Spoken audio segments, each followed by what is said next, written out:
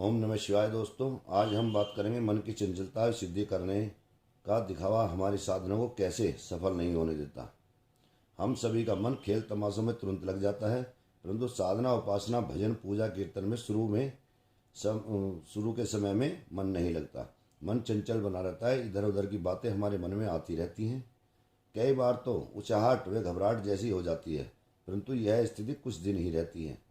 शुरू में तो छोटे बच्चे का मन भी स्कूल में नहीं लगता, तथा नववधु को भी ससुराल में घबराहट सी होती है।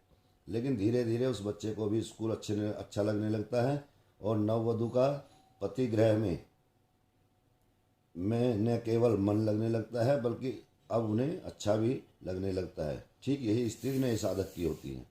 कुछ दिनों में तो साधक को भी साधना उपासना में सच्चा आनंद आने लगता है। अगर फिर भी नए साधक का मन नहीं लग रहा तो वह परमेश्वरी आदि शक्ति के सामने बैठे और सच्चे हृदय से माँ भगवती के सामने प्रार्थना करे, रोए, गिड़गिड़ाए, हे माँ, मैं तुम्हारी मूर्ख संतान हूँ, पूर्णतया नाड़ी हूँ, अज्ञानी हूँ, परंतु हे दयालु माँ, मैं क्या करूँ। माता, मुझ पर कृपा करो, अपने चरणों में मेरा मन लगाओ, मुझे अपनी भक्ति दो। दया की सागर महेश्वरी को साधक की करुण पुकार सुननी पड़ेगी, क्योंकि वे संपूर्ण जीवों की माता हैं। प्राणी उससे विमुख हो सकता है, लेकिन माँ जगत जननी महेश्वरी कभी अपने बच्चों से विमुख नहीं होती। किसी भी महाशक्ति की सिद्धि प्राप्त करने के लिए साधक को एकांत जगह पर मन को शांत करके साधना करनी चाहिए। सिद्धि साधना उपासना जप तप पूजा अथवा शक्ति भक्ति का कोई भी मार्ग आप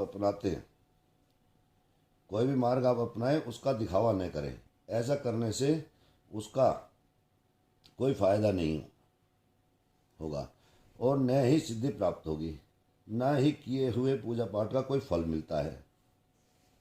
अपने पूजा पाठ उपासना साधना का दिखावा लोगों के बीच करके आप समाज में झूठा सुख और स्वयं को विशिष्ट या भगत समझने का झूठा गर्व तो दिला सकता है, परंतु यदि शक्ति का सच्चा प्यार और कृपा नहीं दिला सकता।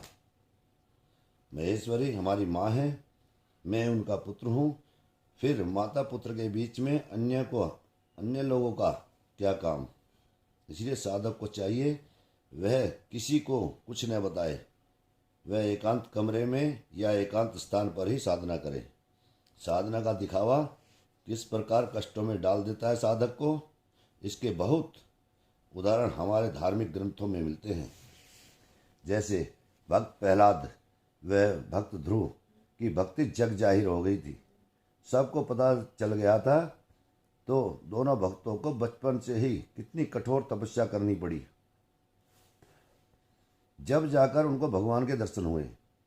और रावण के भाई विभीषण भी भगवान की पूजा करते थे, लेकिन किसी को नहीं पता था।